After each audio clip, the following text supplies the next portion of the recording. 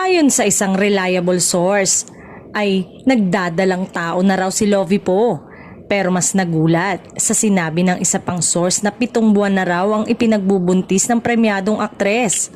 Ibig sabihin nito ay buntis na si Lovie nang rumampa siya sa Body of Work, The Bench Show noong March 21, 2025. Huling nakita si Lovie sa story conference ng pelikulang iprenuduce ng kanyang Says Lovie Production, ang The Sacrifice, noong huling linggo ng April 2025. Dito ay napag-usapan pa ang posibilidad na pagbubuntis niya. Handa naman na raw siyang maging nanay sakaling biyayaan na sila ng Panginoon. Yun pala kung totoo ang impormasyong nagdadalang tao na siya noong panahon yon. Ilang linggo ring nagsushooting si Lovie ng pelikulang The Sacrifice na kinunan pa sa Quezon Province. Natapos na raw nila ang shooting, naghahanda na raw silang mag-shoot para sa promo nito.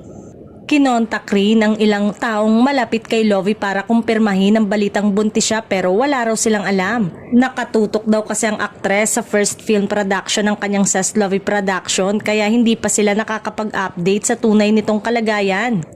Hindi pa naman na kinukumpirma ang balitang buntis si Lovie kaya ngayon pa lang ay hinihintay na ang kumpirmasyon ng magandang balitang ito mula kay Lovie mismo.